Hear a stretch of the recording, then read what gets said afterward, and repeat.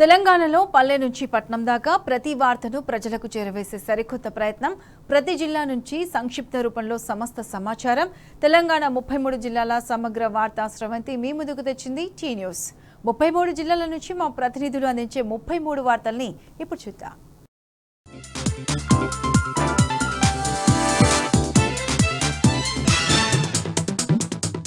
కార్తీక మాసం సందర్భంగా 3వ సోమవారం నేపథ్యంలో శైవ క్షేత్రాలన్నీ కూడా భక్తులతో కిటకిటలాడుతున్నటువంటి పరిస్థితి ఉంది. ముఖ్యంగా కాళేశ్వర ముక్తేశ్వర స్వామి దేవస్థానం సంబంధించి చూసుకుంటే కూడా ఇటు త్రివేణి సంగమంలో స్నానం ఆచరించిన భక్తులు కాళేశ్వరంలో పూజలు ఆచరించిన నేపథ్యం ఒక ఎత్తైతే, మరోవైపు దక్షిణ కాశీగా పిలువబడే వేములవాడ రాజన్న ఆలయంలో కూడా ఈరోజు పెద్ద ఎత్తున భక్తులు తరలివచ్చారు.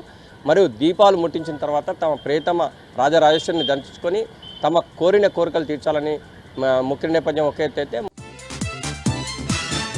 రాజన్న సిరిసిల్ల జిల్లా విషయానికి వస్తే ఈ నెల 20వ తారీఖున సీఎం రేవంత్ రెడ్డి వస్తున్న నేపథ్యంలో ముంపు గ్రామాల ప్రజలకు సంబంధించినటువంటి 12 గ్రామాల ప్రజలు ముఖ్యంగా 4696 మంది లబ్ధిదారులకు జీవో విడుదల చేసిన నేపథ్యంలో ఇప్పుడు ఉన్నటువంటి 10,000 పైచిలకు ఉన్నటువంటి లబ్ధిదారులందరికీ కూడా ఈ జీవో సవరణ చేసి 5,04,000 రూపాయలు ఇవ్వాలని చెప్పి చెప్తున్న నేపథ్యం మనకు కనిపిస్తుంది. అంటే మొత్తం మీద అయితే ఈ మిడ్ మానేర్కు సంబంధించిన ముంపు గ్రామాలకు సంబంధించిన ప్రతి ఒక్క లబ్ధిదారునికి బేషరతుగా 5,04,000 రూపాయలు ఇవ్వాలని చెప్పి లబ్ధిదారులు కోరినటువంటి పరిస్థితి కనిపిస్తుంది.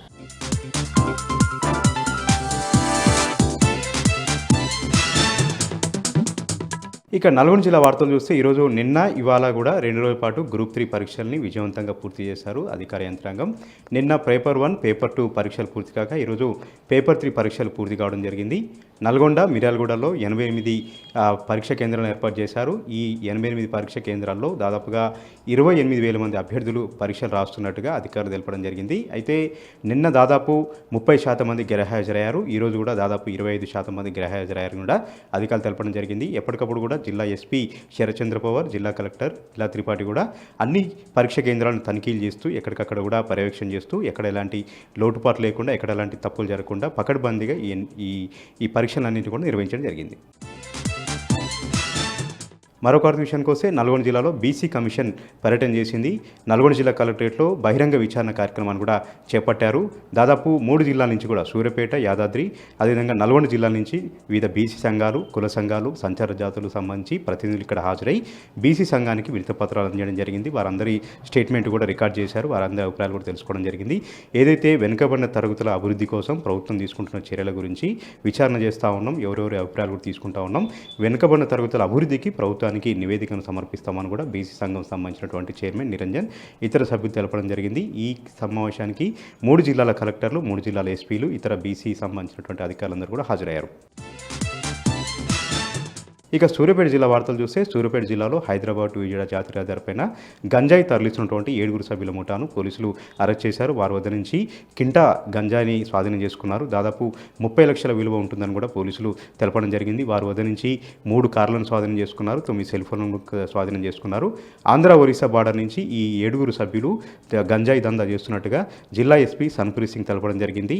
ఈరోజు ఉదయం నాకాబందీ నిర్వహిస్తుండగా అనుమానాస్పదంగా కార్లు వెళ్తున్నటువంటి క్రమంలో కార్లను తనిఖీ చేయగా ఈ కింటా గంజాయి బయటపడిందని కూడా ఎస్పీ తెలిపారు. హైదరాబాద్కు భారీగా రవాణా అవుతూ ఉంది. వివిధ మార్గాల ద్వారా నిందితులు గంజాయిని తరలిస్తూ ఉన్నారు. ఎప్పటికప్పుడు కూడా వారు ఆట కట్టిస్తూ ఉన్నాం. అయినప్పటికీ కూడా ఆంధ్ర ఒరిస్సా బార్డర్ నుంచి, మహారాష్ట్ర బార్డర్ నుంచి విరివిగా ఈ హైదరాబాద్ విజయవాడ జాతీయ రహదారిపైన గంజాయి తరలి వెళ్తుంది. ఖచ్చితంగా అందరికి కూడా పట్టుకుంటాం, కట్టడి చేస్తామని కూడా జిల్లా ఎస్పీ సన్ప్రీత్ సింగ్ తెలపడం జరిగింది. మరొక విషయానికి వస్తే యాదాద్రి భువనగిరి జిల్లా ఆలేరు మాజీ ఎమ్మెల్యే గొంగిడి సునీత మహేందర్ రెడ్డి మీడియా సమావేశం నిర్వహించారు. లగచర్ల ఘటనను ఆమె ఖండించడం జరిగింది. అర్ధరాత్రి ఎస్సీల ఇళ్లపై, ఎస్టీ ఇళ్లపై దాడులు చేస్తూ భీకరంగా వారిని భయభ్రాంతులకు గురి చేసి పిల్లలను విడదీస్తూ వారిని అందరిపైన కూడా దాడులు చేస్తూ వారిని విచక్షణ రహితంగా కొడుతూ అరెస్టులు చేశారని కూడా ఆమె సందర్భంగా మండిపడ్డారు. రాష్ట్రంలో రాజాకారుల పాలన కొనసాగుతుంది. రేవంత్ రెడ్డి రాజాకారుల పాలన చేస్తూ ఉన్నారు. ప్రజలందరూ కూడా భయభ్రాంతులకు గురవుతూ ఉన్నారు. వాళ్ళ అన్నదమ్ములకు సంబంధించి లబ్ధి చేకూర్చే కూర్చేందుకు అమాయకమైనటువంటి రైతుల్ని మోసం చేసి అమాయకమైనటువంటి రైతుల్ని బలిపెడతా ఉన్నారు. అది మాది ఇవ్వము అంటూ నిలదీసినటువంటి రైతుల్ని అక్రమ కేసులు పెట్టి వేధిస్తూ ఉన్నారు. ఎస్సీ ఎస్టీ అట్రాసిటీ కేసు పెడతా ఉన్నారు. రోజుల తరబడి నాన్ అవైలబుల్ కేసులు పెట్టి ప్రజల్ని వేధిస్తున్నారని కూడా ఆమె ఈ సందర్భంగా ఫైర్ కావడం జరిగింది. రేవంత్ రెడ్డికి వచ్చే రోజుల్లో తగిన బుద్ధి చెప్తాం. ఏదైతే బడుగు బలహీన వర్గాల్ని అరెస్ట్ చేసి వాళ్ళని వేధిస్తూ ఉన్నారో ఆ కుటుంబాల ఉసురు కూడా రేవంత్ రెడ్డికి తగులుతుందని కూడా గుంగిడి సునీత మహేందర్ రెడ్డి ఈ సందర్భంగా హెచ్చరించారు.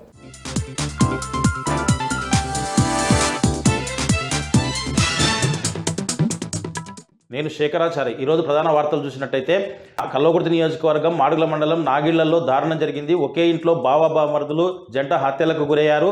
గ్రామానికి చెందినటువంటి యాదయ్య అనే వ్యక్తి 10 సంవత్సరాల క్రితం తన భార్యను హత్య చేయడంతో జైలుకు వెళ్ళి 2 సంవత్సరాల క్రితం తిరిగి వచ్చారు. వచ్చిన క్రమంలో నిన్న వాళ్ళ బావమరిది అయినటువంటి భార్య తమ్ముడైనటువంటి సీను గ్రామానికి వచ్చి బావను మందలించడానికి వచ్చినటువంటి క్రమంలో మరి పాత కక్షలా ఏంటో తెలియదు కానీ మొత్తానికైతే యాదయ్య తన బావమరిది సీన్ను దారుణంగా హత్య చేయడంతో ఆ చుట్టుపక్కల తెలిసేసరికి గ్రామస్తులు చాలామంది అక్కడికి వచ్చేసి యాదయ్య మీద దాడి చేయడంతోనే యాదయ్య కూడా అక్కడికక్కడే మృతి చెందినట్టుగా తెలుస్తుంది. సంఘటన స్థలానికి పోలీసులు చేరుకొని మృతదేహాలను కల్వకుర్తి ప్రభుత్వ ఆసుపత్రికి పోస్ట్మార్టం నిమిత్తం తరలించారు. కొంతకాలం నుంచి కూడా యాదయ్య మానసిక పరిస్థితి బాగాలేదని చెప్పేసి ఎక్కువ మూఢనమ్మకాలు నమ్మడం వల్లే ఇదంతా జరిగిందని చెప్పేసి కూడా స్థానికులు చర్చించుకున్న పరిస్థితి కనిపించింది.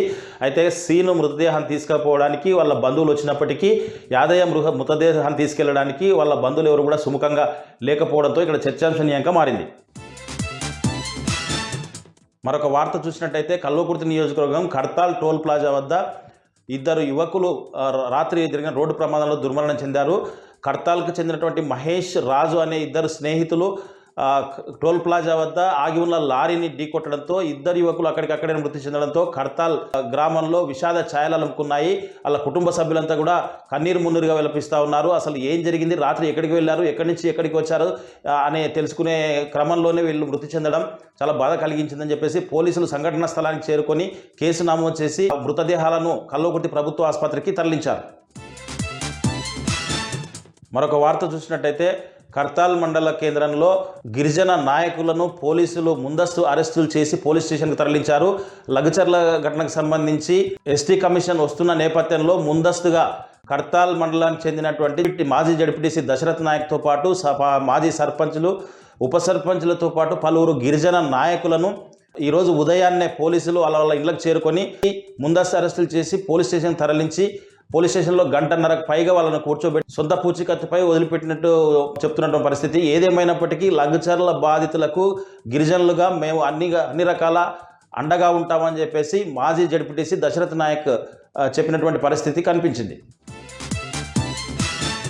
మరొక వార్త చూసినట్టయితే తలకొండపల్లి మండలం గట్టిపల్లపల్లిలో మండల కేంద్రాన్ని చేయాలని చెప్పేసి చాలా రోజులుగా కూడా రిలే దీక్ష నడుస్తూ ఉన్నాయి. ఈరోజు అది కంటిన్యూగా నడుస్తూనే ఉంది. ఇప్పటికీ ఇచ్చిన మాట ప్రకారం గట్టిపల్లపల్లిని మండల కేంద్రంగా చేస్తామని చెప్పేసి ప్రజాప్రతినిధులు పట్టించుకోవడం లేదని చెప్పేసి వాళ్ళు రిలే దీక్షలో నినాదాలు చేస్తూ ఇప్పటికైనా గట్టిపల్లపల్లి గ్రామాన్ని మండల కేంద్రంగా తీర్చిదిద్దాలని చెప్పేసి అన్ని వనరులు ఉన్నటువంటి గ్రామాన్ని మండల కేంద్రానికి అనువుగా ఉంటుందని చెప్పేసి ప్రభుత్వం స్పందించి వెంటనే గట్టిపల్లపల్లి గ్రామాన్ని మండల కేంద్రంగా ఏర్పాటు చేయాలని చెప్పేసి కూడా రిలే దీక్షలో పలువురు ప్రభుత్వాన్ని డిమాండ్ చేసినట్టు పరిస్థితి కనిపించింది.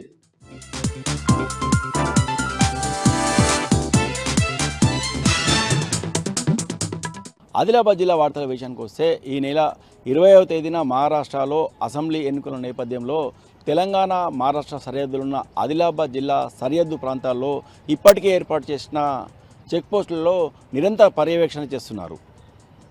ఆదిలాబాద్ జిల్లా సరిహద్దులో ఉన్న పెన్గంగా సమీపంలోని పిప్పరవాడ వద్ద, అలాగే జైనత్ మండలంలోని ఆనందపూర్ వద్ద, భీంపూర్ మండలంలోని కరంజీ వద్ద, బేలా సరిహద్దులో, అలాగే బోత్ మండలం గన్పూర్ చెక్పోస్ట్ వద్ద ఈ చెక్పోస్టులను ఏర్పాటు చేయడం జరిగింది. ఎన్నికల కోడ్ ఉన్నంత వరకు ఈ చెక్పోస్టులలో నిరంతర పర్యవేక్షణ ఉంటుందని, ఇప్పటికే కొంత నగదును అలాగే అక్రమ మద్యాన్ని సీజ్ చేసినట్టు ఆదిలాబాద్ డీఎస్పీ జీవన్ రెడ్డి తెలిపారు.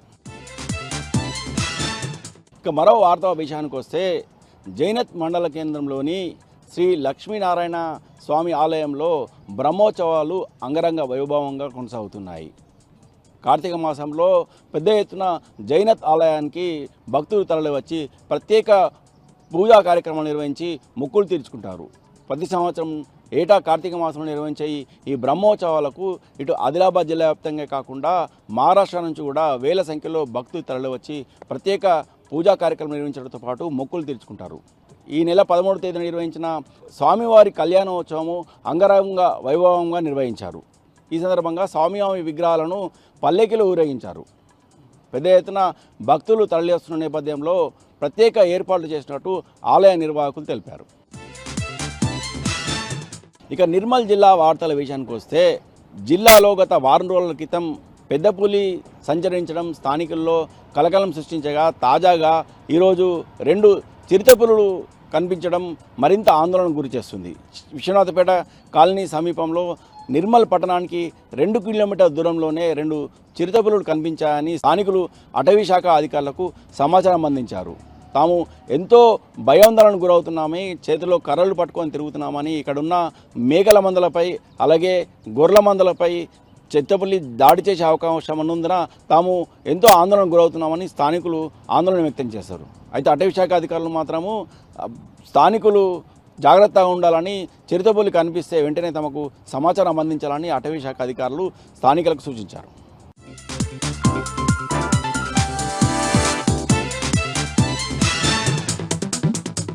జగిత్యాల జిల్లా నుంచి ప్రధాన వార్తలు ఒకసారి పరిశీలిస్తే కోరుట్ల నియోజకవర్గ ఎమ్మెల్యే డాక్టర్ కల్వకుంట్ల సంజయ్ ఇవాళ 189 మంది లబ్ధిదారులకు 1,89,00,00,000 రూపాయల విలువ గల కళ్యాణలక్ష్మి షాదీ ముబారక్ చెక్కులు పంపిణీ చేశారు. అయితే కాంగ్రెస్ సర్కారు కళ్యాణలక్ష్మి ఆ చెక్కుతో పాటు తులం బంగారం ఇస్తామని హామీ ఇచ్చింది. కానీ గత బీఆర్ఎస్ సర్కారు ఏదైతే కళ్యాణలక్ష్మి చెక్కులను పంపిణీ చేసిందో అదేవిధంగా 1,116 రూపాయలు మాత్రమే పంపిణీ చేస్తోంది. ఇదంతా కూడా మోసపూరితమైనటువంటి హామీలతో తులం బంగారం ఇస్తామని ప్రజలను మోసగించింది. ఖచ్చితంగా ప్రతి ఒక్క లబ్ధిదారులకు ఈ తులం బంగారము ఇవ్వాల్సిందని సందర్భంగా ఆయన డిమాండ్ చేశారు. మరొక వార్త, కతలాపూర్ మండలం లోని తక్కలపల్లి గ్రామంలో పిచ్చి కుక్కలు స్వైర విహారం చేశాయి. రోడ్డుపై నడుచుకుంటూ వెళ్తున్నటువంటి సుమారు 10 మంది పైన ఏకకాలంలో కుక్కలు దాడి చేయడంతో దాదాపు 10 మంది వరకు గాయపడ్డారు. అయితే ఇటీవలి కాలంలో జగిత్యాల జిల్లా వ్యాప్తంగా కూడా కుక్కల బెడద రోజు రోజుకు తీవ్రమవుతోంది. కానీ ఆ స్థానిక గ్రామం కావచ్చు, అలాగే ఇటు సంబంధిత అధికారులు మాత్రం ఎటువంటి చర్యలు తీసుకోలేదనే ఫిర్యాదులు అయితే వెల్లువెత్తుతున్నాయి.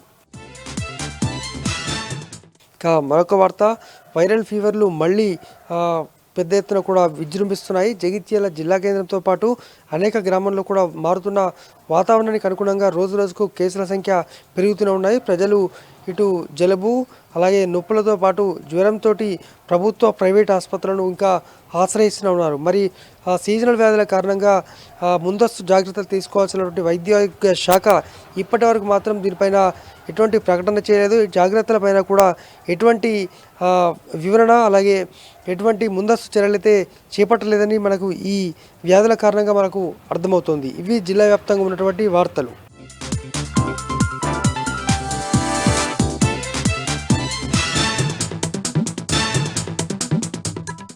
జోగులాంబ గద్వాల జిల్లా పంచాయతీరాజ్ డిపార్ట్మెంట్లో ఏఈగా పనిచేస్తున్న పాండురంగారావు ఏసీబీ అధికారులకు పట్టుబడ్డాడు. ఇటిక్యాల మండలం రాజశ్రీ గార్లపాడు గ్రామంలో మైనార్టీ కమ్యూనిటీ హాల్ 35 లక్షల రూపాయలతో నిర్మాణం చేపట్టారు. ఈ బిల్ మంజూరు చేయడానికి కాంట్రాక్టర్లను ఏఈ పాండురంగారావు 1,00,000 రూపాయలు డిమాండ్ చేశారు. దీంతో కాంట్రాక్టర్లు ఏసీబీ అధికారులకు సమాచారం ఇచ్చారు. ఎర్రవెల్లి చౌరస్తాలో ఒక షాప్లో ఏఈ పాండురంగారావు 50,000 లంచం తీసుకుంటుండగా ఏసీబీ అధికారులు రెడ్ హ్యాండెడ్గా పట్టుకున్నారు. మహబూబ్ నగర్ జిల్లా స్థానిక సంస్థల్లో వెనుకబడిన తరగతుల రిజర్వేషన్ల గుర్తింపు అంశంపై డెడికేటెడ్ బీసీ కమిషన్ ప్రజాభిప్రాయ సేకరణ చేసింది. కలెక్టరేట్ సమావేశ మందిరంలో జరిగిన ఈ కార్యక్రమంలో dedicated BC commission chairman Bhusani Venkateswararao, secretary Saidulu హాజరయ్యారు. వివిధ కుల సంఘాలు ఆయా కులాల స్థితిగతులపై డెడికేటెడ్ బీసీ కమిషన్కు అభిప్రాయం తెలుపుతూ వినతిపత్రం అందజేశారు. మహబూబ్ నగర్ జిల్లా జడ్చర్ల మున్సిపల్ చైర్మన్గా కోనేటి పుష్పలత ఎన్నికయ్యారు. 2 నెలల క్రితం చైర్మన్ దూరపల్లి లక్ష్మిని పాలకవర్గం అవిశ్వాసం పెట్టి పదవి నుండి తొలగించడంతో నూతన చైర్మన్ ఎన్నిక అనివార్యమైంది. మున్సిపల్ కౌన్సిల్లో మొత్తం 19 మంది బీఆర్ఎస్ పార్టీ కౌన్సిలర్లు ఉండడంతో మరోసారి చైర్మన్ పదవిని బీఆర్ఎస్ పార్టీ కైవసం చేసుకుంది. పార్టీలకు అతీతంగా కోనేటి పుష్పలతకు కౌన్సిలర్ అందరూ మద్దతిచ్చారు. మరో ఏడాదిన్నర పాటు ఈమె ఈ పదవిలో కొనసాగనుంది.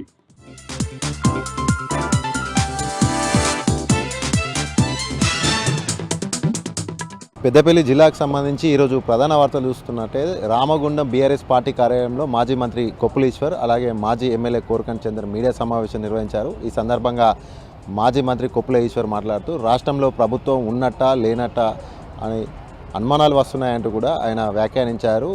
తెలంగాణ రాష్ట్ర వ్యాప్తంగా కూడా పోలీసు రాజ్యం నడుస్తుందంటూ కూడా ఆయన ఆరోపించారు. రామగుండంలో కూడా అరాచక పాలన కొనసాగుతుంది, నిరుపేదల యొక్క కట్టడాలను అక్రమంగా కూల్చివేశారంటూ కూడా ఆయన ఆరోపించారు. గోదావరిఖనిలో ఉన్నటువంటి ప్రధాన చౌరస్తా, తిలక్ నగర్, లక్ష్మీనగర్లో ఉన్నటువంటి నిరుపేదల యొక్క కట్టడాలు అక్రమంగా ముందస్తు సమాచారం లేకుండా కూడా కూల్చివేయడం దారుణం అంటూ కూడా ఆయన ఆరోపించారు. అంతేకాకుండా బీఆర్ఎస్ నాయకులపైన, కార్పొరేటర్లపైన కూడా పోలీసులు అక్రమ కేసులు బనాయిస్తున్నారు. పోలీస్ స్టేషన్కు న్యాయం కోసం వెళ్తే కూడా దురుసుగా ప్రవర్తిస్తున్నారు పోలీసులు అంటూ కూడా ఆయన ధ్వజమెత్తారు. దీనికి సంబంధించి పోలీసు ఉన్నతాధికారులకు కూడా సమాచారం ఇచ్చినా కూడా ఇప్పటికి కూడా ఎలాంటి చర్యలు అయితే తీసుకోలేదంటూ కూడా ఆయన వివరించారు. అంతేకాకుండా న్యాయాన్ని రక్షించాల్సినటువంటి పోలీసులు అన్యాయం వైపు ఉండడం దారుణం అంటూ కూడా ఆయన వ్యాఖ్యానించారు. వెంటనే రామగుండం సిపి దీనిపైన కూడా తగిన చర్యలు తీసుకోవాలంటూ కూడా ఆయన డిమాండ్ చేశారు. అలాగే మరొక ప్రధాన వార్త చూసుకున్నట్లయితే మంతని మాజీ ఎమ్మెల్యే పుట్ట మధుకర్ను హత్య చేయడానికి కుట్ర పన్నినటువంటి దానికి సంబంధించినటువంటి వివరాలు చల్లా నారాయణ రెడ్డి అనే వ్యక్తి సోషల్ మీడియా వేదికగా పోస్ట్ చేయడం జరిగింది. ప్రస్తుతం అయితే పెద్దపల్లి జిల్లా వ్యాప్తంగా కూడా ఇది చర్చనీయాంశంగా మారింది. మంత్రిని ఎమ్మెల్యేగా పుట్ట మధుకర్ ఉన్న సమయంలో మంత్రికి చెందినటువంటి ప్రస్తుతం మంత్రిగా ఉన్నటువంటి దుద్దిల్ల సిఆర్ బాబు అతని సోదరుడు సీనుబాబు తనతో మాట్లాడి కూడా సుపారీ ఇచ్చి కూడా పుట్ట మధుకర్ను హత్య చేయాలంటూ కూడా తనను ఉసుగొల్పారంటూ కూడా ఆయన ఆ వీడియోలో వివరించడం జరిగింది. దీని పట్ల బీఆర్ఎస్ శ్రేణులంతా కూడా ఆగ్రహం వ్యక్తం చేస్తున్నారు. మంత్రిని అలాగే కమాన్పూర్ మండల కేంద్రాలలో కూడా మంత్రి శ్రీధర్ బాబు యొక్క దిష్టిబొమ్మ దగ్ధం చేయడం జరిగింది. వెంటనే పుట్ట మధుకర్ పైన హత్య యత్నానికి ప్రయత్నించడం దానిపైన కూడా ప్రభుత్వం వెంటనే సీరియస్గా స్పందించాలి. వెంటనే దీని ఒక సుమోటోగా కేసును స్వీకరించి రాష్ట్ర ప్రభుత్వమే దీనిపైన సమగ్ర విచారణ చేసి దోషులను శిక్షించాలంటూ కూడా బీఆర్ఎస్ శ్రేణులంతా కూడా కథం దొక్కుతున్నటువంటి పరిస్థితి. వెంటనే పుట్ట మధుకర్ కూడా పలు సభలలో కూడా తనపైన హత్య యత్నానికి పన్నాగం పన్నుతున్నారంటూ కూడా పుట్ట మధుకర్ కూడా పలు సభలో కూడా వివరించిన నేపథ్యంలో తాజాగా ఈ యొక్క వీడియో ప్రస్తుతం అయితే పెద్దపల్లి జిల్లా వ్యాప్తంగా కూడా చర్చనీయాంశంగా మారింది. బీఆర్ఎస్ శ్రేణులంతా కూడా శ్రీధర్ బాబు పైన కూడా పెద్ద ఎత్తున కూడా ఆగ్రహం వ్యక్తం చేస్తున్నారు.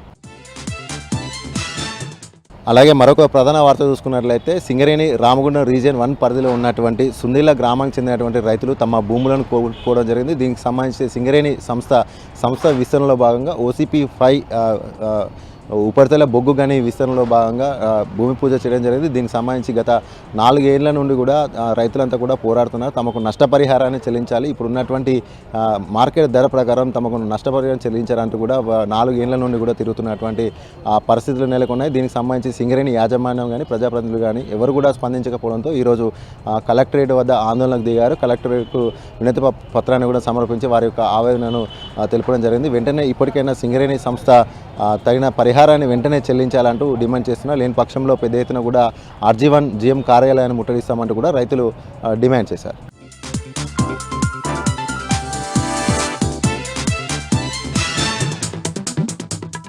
మంచిర్యాల జిల్లాలోని ప్రధాన వార్తలు కనుక చూస్తే మంచిర్యాల మున్సిపాలిటీ పరిధిలోని దొరగారిపల్లెలో విషాదం చోటు చేసుకుంది. ఎదురెదురుగా 2 బైకులు ఢీకొన్న ఘటనలో ఆర్మీ జవాన్ ఉదయ్ కుమార్తో పాటు రియల్ ఎస్టేట్ వ్యాపారి నరసింహులు అక్కడికక్కడే మృతి చెందారు.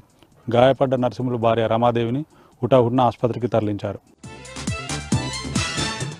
మంచిర్యాల జిల్లాలోని మిగతా వార్తలు కనుక చూస్తే జిల్లాలో 2వ రోజు గ్రూప్ 3 పరీక్షలు ప్రశాంతంగా ముగిశాయి. జిల్లా వ్యాప్తంగా 48 పరీక్షా కేంద్రాలను అధికారులు ఏర్పాటు చేశారు. మొత్తం 15,038 మంది అభ్యర్థులకు గాను 8,268 మంది అభ్యర్థులు ఈ పరీక్షకు హాజరయ్యారు. ఎక్కడ ఎలాంటి అవాంఛనీయ సంఘటనలు జరగకుండా పోలీసులు గట్టి బందోబస్తు ఏర్పాటు చేశారు. మంచిర్యాల నస్పూర్లలో గల పలు పరీక్షా కేంద్రాలను రామగుండం పోలీస్ కమిషనర్ శ్రీనివాసులు పరిశీలించారు. మహారాష్ట్ర ఎన్నికల నేపథ్యంలో మంచిర్యాల జిల్లా కోటపల్లి మండలం రాపన్పల్లి వద్ద గల అంతర్రాష్ట్ర చెక్పోస్టును ఆకస్మిక తనిఖీ చేశారు రామగుండం పోలీస్ కమిషనర్ శ్రీనివాస్. చెక్పోస్టులో రికార్డులను పరిశీలించి నిరంతరంగా అప్రమత్తంగా ఉండాలని, ప్రతి వాహనాన్ని క్షుణ్ణంగా తనిఖీ చేయాలని పోలీస్ సిబ్బందికి సూచించారు. కొమరంభీం ఆసిఫాబాద్ జిల్లా ప్రధాన వార్త కనుక చూస్తే సిర్పూర్టి మండల కేంద్రంలో ఎస్బీఐ బ్యాంకులో దొంగలు చోరీకి విఫలయత్నం చేశారు.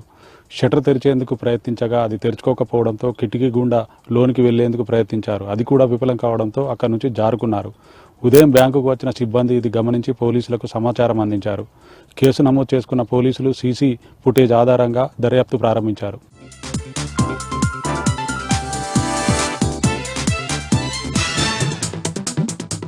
నేను రవికాంత్ వరంగల్ జిల్లా ప్రధాన వార్తలను పరిశీలించినట్లయితే లగచర్లలో గిరిజనులపై అక్రమ కేసులు పెట్టడాన్ని నిరసిస్తూ రాయపర్తి మండల కేంద్రంలో బీఆర్ఎస్ ఆధ్వర్యంలో ఆందోళన నిర్వహించిన పరిస్థితి కనిపిస్తూ ఉంది.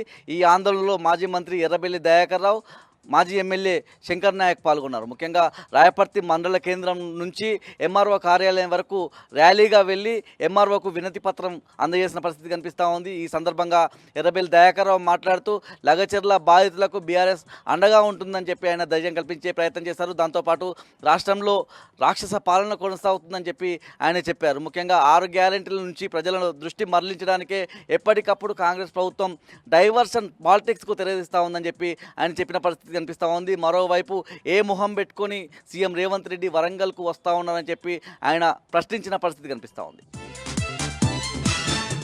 హన్మకొండ జిల్లా ప్రధాన వార్తలను చూసినట్టయితే హన్మకొండ జిల్లా బీఆర్ఎస్ పార్టీ కార్యాలయంలో ఎమ్మెల్యే పల్ల రాజేశ్వరరెడ్డి, ఎమ్మెల్సీ పోచంపల్లి శ్రీనివాసరెడ్డి, మాజీ ఎమ్మెల్యేలు దాస్యం వినయ్ భాస్కర్, నన్నపనేని నరేందర్, చల్ల ధర్మారెడ్డి, గండ్ర వెంకటరమణారెడ్డి, తాటికొండ రాజయ్య, శంకర్ నాయక్తో పాటు బీఆర్ఎస్ శ్రేణులతో కలిసి మాజీ మంత్రి ఎర్రబెల్లి దయాకర్ రావు మీడియా సమావేశం నిర్వహించారు. ఈ సందర్భంగా నాయకులు మాట్లాడుతూ అబద్ధాలతో అధికారంలోకి వచ్చిన కాంగ్రెస్ పార్టీ ఏ వర్గానికి ఏం చేసిందో చెప్పాలని చెప్పి డిమాండ్ చేసిన పరిస్థితి కనిపిస్తూ ఉంది. ముఖ్యంగా మహిళల పేరుతో సభ నిర్వహిస్తూ ఉన్నారని చెప్పి మహిళలకు ఇప్పటివరకు కాంగ్రెస్ ప్రభుత్వం ఏం చేశారో చెప్పి వరంగల్ గడ్డపై సీఎం రేవంత్ రెడ్డి అడుగు పెట్టాలని చెప్పి నాయకులంతా కూడా డిమాండ్ చేసిన పరిస్థితి కనిపిస్తూ ఉంది. ముఖ్యంగా కాంగ్రెస్ అధికారంలోకి వస్తే మహిళలను కోటీశ్వరులను చేస్తామని హామీ ఇచ్చారని, ఏ ఒక్క మహిళనైనా ఈ ఏడాది కాలంలో కోటీశ్వరులను చేశారా అది చూపెట్టాలని, ఎవరికైనా కోటీశ్వరులను చేస్తే ఆ మహిళకు సన్మానం చేయాలని చెప్పి తాము కూడా చూస్తామని చెప్పి ఇక్కడ ఉన్నటువంటి నాయకులంతా చెప్పిన పరిస్థితి కనిపిస్తాం. జనగామ జిల్లా ప్రధాన వార్తలను చూసినట్లయితే లగచర్ల ఘటనకు నిరసనగా పాలకుర్తి మండల కేంద్రంలోని రాజీవ్ చౌరస్తాలో గిరిజన సంఘాల ఆధ్వర్యంలో ఆందోళన నిర్వహించిన పరిస్థితి కనిపిస్తూ ఉంది. ఈ ఆందోళనకు బీఆర్ఎస్ పార్టీ సంపూర్ణ మద్దతు తెలిపిన పరిస్థితి కూడా కనిపిస్తూ ఉంది. ముఖ్యంగా ఈ సందర్భంగా గిరిజన సంఘాల నాయకులు మాట్లాడుతూ సీఎం రేవంత్ రెడ్డి బహిరంగ క్షేమాపణ గిరిజనులకు చెప్పాలని చెప్పి వాళ్ళ కాంగ్రెస్ ప్రభుత్వం ఏర్పాటులో గిరిజనుల సహకారం పూర్తిగా ఉందని చెప్పి వాళ్ళంతా చెప్పిన పరిస్థితి కనిపిస్తూ ఉంది. గిరిజనులను అరెస్ట్ చేయడం, జైల్లో వేయడం సిగ్గుచేటైనటువంటి విషయం అని చెప్పి కూడా గిరిజన సంఘాల నాయకులు అభిప్రాయం వ్యక్తం చేశారు.